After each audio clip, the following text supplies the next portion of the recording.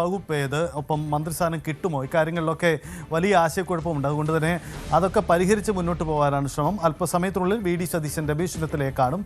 അപ്പോൾ ആ നീക്കം എന്ത് എന്നത് കാര്യം കൂടിയാണ് പ്രധാനപ്പെട്ട കാര്യം.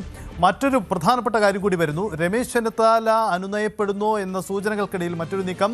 വി.ഡി. സതീശൻ അദ്ദേഹത്തിൻ്റെ വഴുതക്കാട്ടെ വീട്ടിലെത്തി കാണാനായിരുന്നു ശ്രമം. പക്ഷേ അതിനു മുമ്പ് തന്നെ ചെന്നിത്തല വീട്ടിൽ നിന്ന് ഇറങ്ങി എന്ന വിവരം കൂടി പുറത്തു വരുന്നുണ്ട്. അതായത് സതീശനെ കാണാൻ രമേശ് ചെന്നിത്തല വീട്ടിൽ കാത്തു നിന്നിട്ടില്ല. അനുനയം പാളുകയാണോ? എന്താണ് കോൺഗ്രസിൽ സംഭവിക്കുന്നത്? രമേശ് ചെന്നിത്തലയെ അനുനയിപ്പിച്ചൊപ്പം നിർത്താൻ കഴിയില്ലേ? സത്യപ്രതിജ്ഞയ്ക്ക് മുമ്പ് ഇത് മഞ്ഞുരുകി തീരുമോ എന്ന പ്രധാനപ്പെട്ട കാര്യമാണ്. അദ്ദേഹത്തിൻ്റെ പ്രതികരണം ഇന്നലെയാണ്. മുഖ്യമന്ത്രി തെരഞ്ഞെടുപ്പിന് ശേഷം ഗുരുവായൂർ അദ്ദേഹം നടത്തിയ പ്രതികരണം. അതിനു മുമ്പ് ഒരു തരത്തിലും മാധ്യമങ്ങൾക്ക് മുന്നിലെത്തിയില്ല. വി.ഡി. സതീശന് എല്ലാവിധ ആശംസകളും. ഇന്ന് രാവിലെ ഞാൻ ഇന്നലെ പറഞ്ഞു, അതിനപ്പുറം ഇന്നില്ല എന്ന അദ്ദേഹത്തിൻ്റെ വാക്കുകളുണ്ടായിരുന്നു. എന്തായാലും രമേശ് ചെന്നിത്തല ഉടക്കിൽ തന്നെയാണ്. അദ്ദേഹത്തിൻ്റെ വിഷയങ്ങൾ ഇതാണ്. ഒന്ന്, 2011 ആഭ്യന്തരമന്ത്രിയായിരുന്ന രമേശ് ചെന്നിത്തലയ്ക്ക് ഇനി മന്ത്രിസഭയുടെ ഭാഗമാകുന്നുണ്ടെങ്കിൽ കുറഞ്ഞത് ആഭ്യന്തര വകുപ്പെങ്കിലും കിട്ടണം. മുഖ്യമന്ത്രി സ്ഥാനമായിരുന്നു അദ്ദേഹത്തിൻ്റെ ക്ലെയിം. പക്ഷേ അത് സാധിച്ചില്ല. മുഖ്യമന്ത്രി സ്ഥാനത്തേക്കുള്ള അദ്ദേഹത്തിൻ്റെ വാദം ഇതായിരുന്നു: തനിക്കാണ് പരിചയം. 8 വർഷം ഇളപ്പാണ്, അല്ലെങ്കിൽ ജൂനിയറാണ് തന്നേക്കാൾ വി.ഡി. സതീശൻ. അപ്പോൾ കഴിഞ്ഞ തവണ ഒരു പ്രത്യേക സാഹചര്യത്തിൽ അവഗണിക്കപ്പെട്ട് തന്നെ ഇത്തവണ പരിഗണിക്കണം, ഇങ്ങനെയുള്ള ക്ലെയിം അദ്ദേഹത്തിനുണ്ടായിരുന്നു. അത് എന്തായാലും പരിഹരിക്കപ്പെട്ടില്ല. എന്തായാലും ഇനി മന്ത്രിസഭയിലേക്ക് വരുമ്പോൾ ആഭ്യന്തരത്തിൽ കുറഞ്ഞത് ഒന്നുമില്ല. കടുത്ത നീക്കങ്ങളും നിലപാടുകളുമാണ് അദ്ദേഹത്തിൻ്റെ ക്യാമ്പ് പുറത്തുവിടുന്നത്. മറ്റൊന്നുമല്ല, MLA സ്ഥാനം രാജിവെക്കും, ഒപ്പമുള്ളവരെ രാജിവെപ്പിക്കും. തദ്ദേശ സ്ഥാപനങ്ങളിലടക്കം ഒപ്പമുള്ളവരെ രാജിവെപ്പിച്ചുകൊണ്ട് പുതിയ സമ്മർദ്ദ നീക്കം നടത്തും. പരസ്യമായ ഗ്രൂപ്പ് യോഗം ചേരും. ഇങ്ങനെയുള്ള കടുത്ത സമ്മർദ്ദങ്ങളാണ് അദ്ദേഹം മുന്നോട്ട് വയ്ക്കുന്നത്. അങ്ങനെയെങ്കിൽ അത് നടക്കുമോ എന്ന പ്രധാനപ്പെട്ട കാര്യം കൂടിയുണ്ട്. അതിനപ്പുറം ഇതെല്ലാം സമ്മർദ്ദമാണ്, ഇതെല്ലാം ആഭ്യന്തര വകുപ്പ് ലക്ഷ്യമിട്ടുള്ള നീക്കം എന്നത് സാധ്യതയാണ് കൂടുതലായി നമുക്ക് മനസ്സിലാക്കാനുള്ളത്. പക്ഷേ രമേശ് ചെന്നിത്തലയെ എങ്ങനെ ഒപ്പം നിർത്തും എന്നതാണ് ചോദ്യം.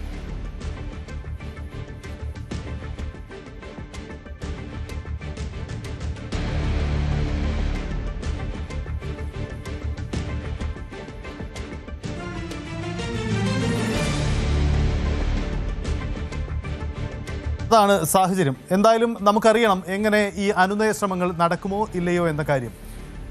നമുക്ക് കാത്തിരിക്കാം. എന്തായാലും ഇനി നമ്മൾ പോകുന്നത് തിങ്കളാഴ്ച രാവിലെ 10 മണിക്കാണ് സത്യപ്രതിജ്ഞാ ചടങ്ങുകൾ നടക്കുന്നത്. ഈ സത്യപ്രതിജ്ഞ ഒരു വലിയ ആഘോഷമാക്കി, ഒരു സംഭവമാക്കി മാറ്റാനാണ് UDF ക്യാമ്പ് ഒരുങ്ങുന്നത്.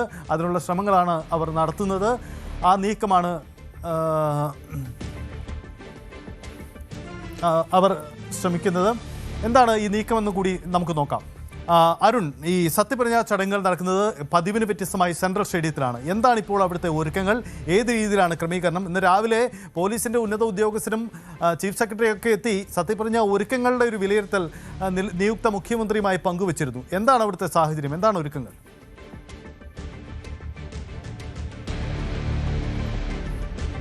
സത്യപ്രതിജ്ഞയ്ക്കുള്ള ഒരുക്കങ്ങൾ മുന്നോട്ട് പോകുന്നുണ്ട്. ഇന്ന് രാവിലെ 11 മണിക്ക് ചീഫ് സെക്രട്ടറി ഒരു യോഗം വിളിച്ചു. അതിലാകും ഇതിൻ്റെ അന്തിമ തീരുമാനമുണ്ടാകുക. ഞാനിപ്പോൾ സെൻട്രൽ സ്റ്റേഡിയത്തിലാണ് ഉള്ളത്. സെൻട്രൽ സ്റ്റേഡിയത്തിൽ സത്യപ്രതിജ്ഞയ്ക്കുള്ള കോൺഗ്രസ് സർക്കാരിൻ്റെ സത്യപ്രതിജ്ഞയ്ക്കുള്ള ഒരുക്കങ്ങൾ തുടങ്ങിക്കഴിഞ്ഞു. വലിയൊരു പന്തൽ ഇവിടെ ഉയരും. ജർമ്മൻ ഹാങ്ങർ ടെക്നോളജിയിലുള്ള പന്തലാണ് ഒരുങ്ങുന്നത്. 12,000 പേർക്ക് ഇരിക്കാവുന്ന പന്തൽ ക്രമീകരിക്കാനാണ് ഇപ്പോഴത്തെ നിർദ്ദേശം. ചീഫ് സെക്രട്ടറിയുടെ നേതൃത്വത്തിൽ ഇപ്പോൾ 11 മണിക്ക് ചേരാൻ പോകുന്ന യോഗത്തിൽ ഇതിൽ അന്തിമ തീരുമാനമാകും. അതിലും വലിയ പന്തൽ വേണമോ എന്ന കാര്യത്തിലൊക്കെ തീരുമാനമുണ്ടാകും. ഏതായാലും ഇപ്പോൾ ഇവിടെ പോലീസിൻ്റെ ഡോഗ് സ്ക്വാഡിൻ്റെ പരിശോധനയുമൊക്കെ ഈ സ്റ്റേഡിയത്തിൻ്റെ ഒരു ഭാഗത്ത് നടക്കുന്നുണ്ട്. അത് ദൃശ്യങ്ങളിലേക്ക് പോകാനാകുമെന്ന് കരുതുന്നു. സുരക്ഷാ പരിശോധനകളുടെ ഭാഗമായി ഈ സ്റ്റേഡിയം ഡോഗ് സ്ക്വാഡ് പരിശോധിക്കുകയാണ്. പന്തലിനുള്ള ക്രമീകരണങ്ങളും അതിന് നിർമ്മാണ പ്രവർത്തനങ്ങളുമൊക്കെ തുടങ്ങുന്നുണ്ട്. 12,000 പേർക്ക് ഇരിക്കാനുള്ള പന്തൽ എന്ന രീതിയിലാണ് പൊതുഭരണ വകുപ്പ് ഇപ്പോൾ മുന്നോട്ട് പോകുന്നത്. ഈ യോഗത്തിന് ശേഷം തീരുമാനമുണ്ടാകും. 3/4 ലക്ഷത്തോളം പേർ സത്യപ്രതിജ്ഞാ ചടങ്ങിൽ പങ്കെടുക്കാൻ തലസ്ഥാനത്തേക്ക് എത്തുമെന്നാണ് UDF കേന്ദ്രങ്ങളുടെ അവകാശവാദം. മലബാറിൽ നിന്ന് മാത്രം ആയിരക്കണക്കിന് പ്രവർത്തകർ എത്തും. മലപ്പുറത്ത് നിന്ന് മാത്രമായി 100 ബസ്സുകൾ മുസ്ലിം ലീഗ് നേതൃത്വം ഇതിനകം തന്നെ ബുക്ക് ചെയ്തു. വി.ഡി. സതീശൻ മുഖ്യമന്ത്രിയായാൽ 100 ബസ്സുകൾ അവിടെ നിന്ന് പ്രവർത്തകർ, അത് പാർട്ടികൾ കൊണ്ടുവരുന്ന സംഘടിതമായി കൊണ്ടുവരുന്ന മുസ്ലിം ലീഗ് കൊണ്ടുവരുന്ന പ്രവർത്തകരാണ്. അതിനും അപ്പുറത്തേക്ക് സംസ്ഥാനത്തിൻ്റെ വിവിധ ഭാഗങ്ങളിൽ നിന്ന് പാർട്ടി നേതൃത്വത്തിലല്ലാതെ പ്രവർത്തകർ സംഘടിച്ച് ഇവിടേക്ക് എത്താനുള്ള നീക്കങ്ങളുണ്ട്. ഇന്നലെ നമ്മൾ നിയമസഭാ മന്ദിരത്തിന് മുന്നിൽ കണ്ടതുപോലും ഒരു വലിയ സുരക്ഷാ ക്രമീകരണങ്ങളുള്ള തൃപ്പൂണിത്തുറയിലുള്ള നിയമസഭാ മന്ദിരത്തിന് മുന്നിലേക്ക് ആ ഗേറ്റിന് മുന്നിൽ വരെ നൂറുകണക്കിന് പ്രവർത്തകർ വി ഡി സതീശൻ അഭിവാദ്യം അർപ്പിച്ചു. സാധാരണ അവിടേക്ക് പ്രകടനങ്ങൾ അനുവദിക്കുന്നതല്ല, പക്ഷേ അവിടേക്ക് പോലും നൂറുകണക്കിന് പ്രവർത്തകർ മുദ്രാവാക്യം വിളിച്ച് വി ഡി സതീശനെ പിന്തുണ അർപ്പിച്ച് എത്തുന്നു. പലരും നിയമസഭാ മന്ദിരത്തിനുള്ളിലേക്ക് തന്നെ അനുമതിയില്ലാതെ കടന്നു പോകുന്നു. വലിയ ആവേശത്തിലാണ്. 10 വർഷം കയ്യെത്തി പിടിക്കാൻ കഴിയാതിരുന്ന ഭരണമാണ് കോൺഗ്രസിന് UDF-ന് തിരികെ കിട്ടിയിരിക്കുന്നത്. അതിൻ്റെ എല്ലാ ആവേശവും എല്ലാ ആഹ്ലാദവും UDF ക്യാമ്പുകളിലുണ്ട്. അതുകൊണ്ട് തന്നെ ഈ സത്യപ്രതിജ്ഞ ഒരു ചരിത്ര സംഭവമാക്കി മാറ്റാനുള്ള ഒരുക്കത്തിലാണ് UDF കേന്ദ്രങ്ങളുള്ളത്. ഈ സെൻട്രൽ സ്റ്റേഡിയത്തിൻ്റെ സത്യപ്രതിജ്ഞ ചരിത്രം തുടങ്ങുന്നത് 2006-ലാണ്. VS സർക്കാരിൻ്റെ സത്യപ്രതിജ്ഞ. നമുക്കറിയാം, വലിയ ജനകീയ പ്രതിഷേധങ്ങളെ തുടർന്ന് CPM-ൻ്റെ തീരുമാനത്തെ തെരുവിൽ സമരം ചെയ്ത് പാർട്ടി പ്രവർത്തകർ അണികൾ തിരുത്തിയ VS സീറ്റ് ലഭിച്ചത്. അതിന് പിന്നാലെ VS മുഖ്യമന്ത്രി കസേരയിൽ എത്തുന്നതൊക്കെ വലിയ ആഘോഷമാക്കി ജനകീയ ഉത്സവമാക്കിയാണ് 2006-ൽ ഇതേ സെൻട്രൽ സ്റ്റേഡിയത്ത് ഈ ഭാഗത്ത് നടന്ന സത്യപ്രതിജ്ഞ. VS സർക്കാർ അങ്ങനെ അന്നാണ് രാജ്ഭവന് പുറത്തേക്ക് ഒരു സർക്കാരിൻ്റെ സത്യപ്രതിജ്ഞ നീളുന്നത്. അതാദ്യ ചരിത്ര സംഭവമായിരുന്നു. അതേ സാഹചര്യം ഏതാണ്ട് അതുപോലെ അല്ലെങ്കിൽ പോലും ഏറെക്കുറെ സമാനമായ സാഹചര്യം ഇത്തവണത്തെ UDF സർക്കാരിൻ്റെ ഇതിലുമുണ്ട്.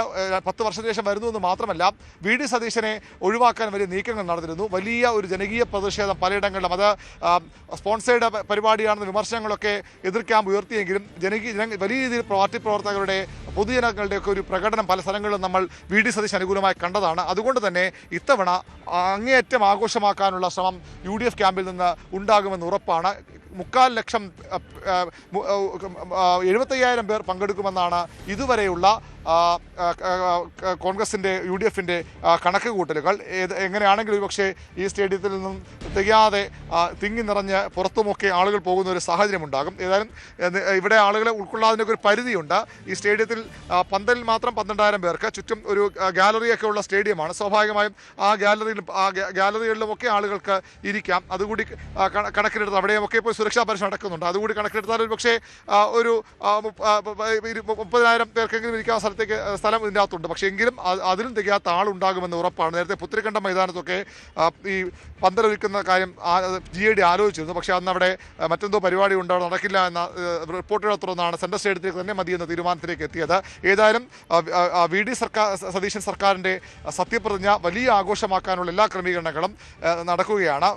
കോൺഗ്രസിൻ്റെ മുഖ്യമന്ത്രിമാർ, കോൺഗ്രസിൻ്റെ ദേശീയ നേതാക്കൾ, ദേശീയ അധ്യക്ഷനടക്കമുള്ള രാഹുൽ ഗാന്ധി അടക്കമുള്ള പ്രിയങ്ക ഗാന്ധി അടക്കമുള്ള ദേശീയ നേതാക്കൾ, മറ്റ് സംസ്ഥാനങ്ങളിലെ മുഖ്യമന്ത്രിമാർ, കോൺഗ്രസിൻ്റെ മാത്രമല്ല തമിഴ്നാട്ടിൽ നിന്ന് ജോസഫ് വിജയ് അടക്കം ഇതിലേക്ക് കോൺഗ്രസ് ക്ഷണിക്കുന്നുണ്ട്. അദ്ദേഹം അടക്കം വരുമെന്ന സൂചനകൾ ഉണ്ട്. അങ്ങനെയെങ്കിൽ ഒരു വലിയ സംഭവമാക്കി മാറ്റാനുള്ള എല്ലാ ഒരുക്കങ്ങളും നടക്കുകയാണ്.